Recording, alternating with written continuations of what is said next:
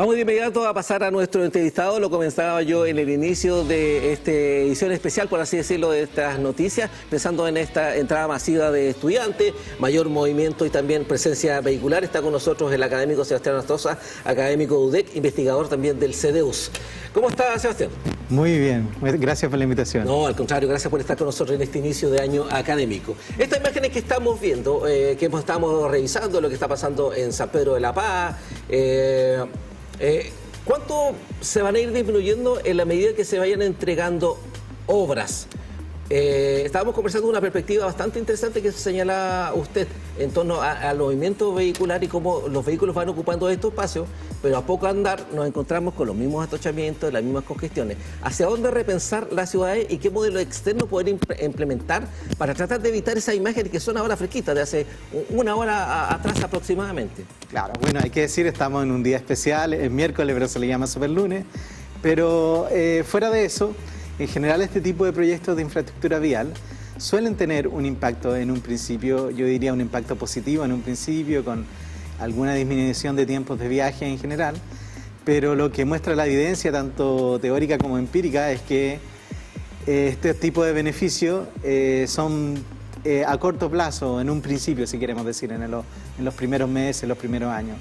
Y luego la situación, por lo que lo que estaba mencionando, que el tráfico es como un gas, que ocupa todo el espacio que se le dé. ¿Ya? Hay un fenómeno de demanda inducida que quizás podemos entrar en detalle después. Y este tipo de obras, su beneficio empieza a ser todo lo contrario, desbeneficio al ir pasando los meses, al ir pasando los años. Luego, en mi opinión como especialista, lo que deberíamos hacer es poner nuestros recursos en modo de transporte más eficientes, como es el transporte público. ¿Qué significa la demanda inducida? ¿Qué es eso? La demanda inducida es... lo voy a poner en términos sencillos, pero hay una vía donde está congestionada y hay un proyecto, simplemente un proyecto de aumentar la capacidad de esa vía, ¿ya? Entonces, ahora, ¿qué hace la persona? Piensa, ya no está tan ocupada, quizás yo que no uso el auto, voy a usar el auto porque ahora hay más espacio. Quizás van a haber familias que se van a comprar un auto porque ven que está esta opción que ahora está descongestionada. Y ese tipo de fenómenos ocurren. Va a haber personas que antes no hacían un viaje y ahora lo van a hacer porque está esta posibilidad. Y luego el tráfico va a ocupar todo el espacio nuevo que se le dio. Ese es un fenómeno que ocurre en todos lados, ocurre en todos los lugares del mundo. Ha sido, por así decirlo, demostrado, entre comillas, de manera teórica y de manera empírica. Y es así. Y como todo bien, esto es economía. Simplemente, digamos... si tú bajas el precio de algo, va a aumentar la demanda, es exactamente el mismo fenómeno. ¿Hay algún modelo externo que se esté desarrollando en ciudades o en comunas como estas que crecen desordenadamente, que podamos aplicar acá y que no se ha desarrollado, siente usted? Ya, es súper difícil responder a esa pregunta porque yo creo que cada ciudad es distinta, la disposición urbana de nuestra ciudad es bien particular, nuestra cultura es bien particular, tenemos fortalezas y debilidades, yo diría. Pero mi opinión como especialista es que si hay que seguir un modelo, es un modelo que tenga un estándar más alto de transporte público. Yo siento que el transporte público en nuestra ciudad es el actor clave. En muchas ciudades de Chile la demanda por transporte público ha disminuido, la ocupación del transporte público ha disminuido. No es nuestro caso, a pesar de que hubo una pandemia, digamos, no quiero recordarle esos tiempos, digamos. El transporte público es un actor importante en nuestra ciudad, debería seguir siendo, debería mejorar, debería aumentar su estándar, ser más profesional. Tiene muchas fortalezas nuestro sistema de transporte público, yo no soy tan crítico, pero de todas maneras hay que mejorar el estándar. Y sé que es súper molesto para los penquistas hacerlo, pero una manera es simplemente mirar a Santiago. Digamos, Santiago tiene un estándar de transporte público mucho mejor que el de nosotros. Nosotros quizás debiésemos apuntar en ese sentido. El transporte subterráneo, el metro, ¿es una opción para Concepción, para Talcahuano, para Chiguayante? Claro, está en evaluación, entiendo ese asunto, ahí las autoridades correspondientes están en eso.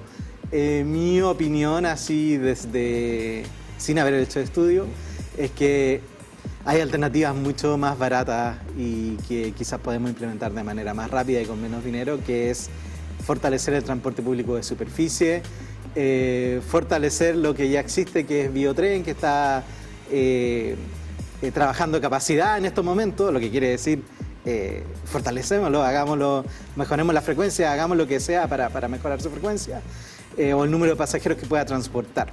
Ahora, el transporte subterráneo podría ser, habría que evaluarlo, pero yo creo que es muy caro y hay alternativas que se pueden implementar mucho más barato y mucho más fácil. ¿Como cuál en particular? Yo tuve la suerte de, hace un tiempo atrás, de visitar Argentina en un modelo de transporte público, lo usé mucho, de partida con pago con tarjeta, todo digital, nada de pecera, ni menos billete, nada por el estilo.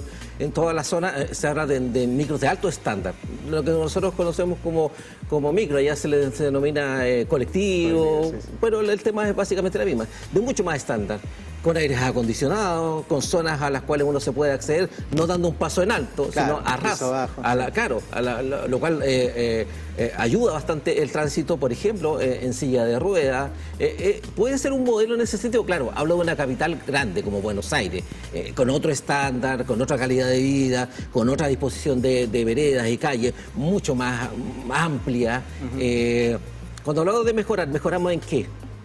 Claro, en ese tipo de cosas. Tú hablaste mucho sobre el estándar o la calidad, digámoslo, del vehículo mismo, que es la experiencia del usuario, de cierta manera. Pero a eso se le suman otras cosas, como, por ejemplo, las condiciones de los trabajadores, digamos, de los conductores, ¿ya? Que en estos momentos, por ejemplo, se les paga por pasajero transportado, no algo muy estable en su situación laboral. Ese tipo de cosas hacen que el sistema funcione mejor, que tengan prioridad en la calle, en el espacio vial, digamos, que es súper importante también porque los buses transportan mucho más personas, digámoslos por hora, que lo que hace el transporte privado. Todo ese tipo de cosas hacen que el fin último, que es la experiencia del usuario, así en los países, digamos, desarrollados, en las capitales o en las ciudades que han desarrollado buen transporte público, lo que ellos miran no es los tiempos de viaje, claro que es importante, los tiempos de viaje, la frecuencia, todas esas cosas nosotros las estamos midiendo y nos obsesionamos con la eso, calidad, pero es la experiencia del usuario. O sea, ¿qué opina el usuario? O sea, yo tuve la suerte para hacer mi doctorado de vivir en una ciudad en Estados Unidos, no una de las ciudades grandes, pero que era sabido de que la manera en que medían que también estaba funcionando el sistema eran encuestas a los usuarios. Eso era. Y estaba esto de pasajero incógnito, estaban todos esos datos en general eran públicos. Eso es lo que tenemos que apuntar, pero para apuntar a eso nos falta un montón. Entonces, creo yo que tenemos que ir en esa dirección. Han existido varias, digamos, hay varios esfuerzos en ir en esa dirección. Yo digo, apoyémoslo, pongamos nuestros recursos. Yo siempre digo, hay que fomentar el transporte público. ¿Qué significa eso en términos concretos? Pongamos nuestros recursos públicos en el transporte público. Eso es lo que estoy diciendo. Aquí estamos viendo imágenes y vemos mucho auto. ¿Qué pasa con los peatones? Las ciudades pensadas en los peatones. Ahí nos falta bastante por hacer. Sí, no, ese es otro tema que no hemos tocado, pero pensar en otros modos de transporte que igual son eficientes y sustentables. Por ejemplo, la bicicleta también, peatones, claro, para ciertas distancias puede ser algo que deberíamos fomentar. Y claro, nuestra ciudad, en mi opinión, está pensada para el automóvil y no tanto al peatón, y eso hay que irlo cambiando. Bien, hay excepciones en algunos lugares de nuestra ciudad donde son pasos peatonales, digamos, recorridos peatonales, pero también está pasando un efecto que esos espacios están siendo tomados por otras cosas, por ejemplo el comercio ambulante, digamos. Hay otra cosa ahí que se mezcla, que al final las ciudades son súper complejas y quizá el mensaje que debería hacer es que más que hablar de medida a medida, o yo me enfoqué mucho en transporte público, pero la verdad es que son muchas medidas de muchos modos de transporte que deberían planificarse y funcionar en armonía, digamos, para poder solucionar el problema que tenemos, digamos. Perfecto. Sebastián, gracias por estar con nosotros en esta mañana bastante ajetreada. Digamos que también los académicos de nuestra universidad, ya muchos, como el caso tuyo, ya volvieron a la universidad. De hecho, Sebastián vino en micro, entre otras cosas, acá a nuestro estudio. Gracias, Sebastián. Quedamos pendientes por lo que están desarrollando ustedes como CDEUS y nuestros académicos de la Universidad de Concepción. Importante la mirada que nos dan para ir ampliando un poquito en este sentido los horizontes. Ya, muchas gracias por la invitación. No, al contrario.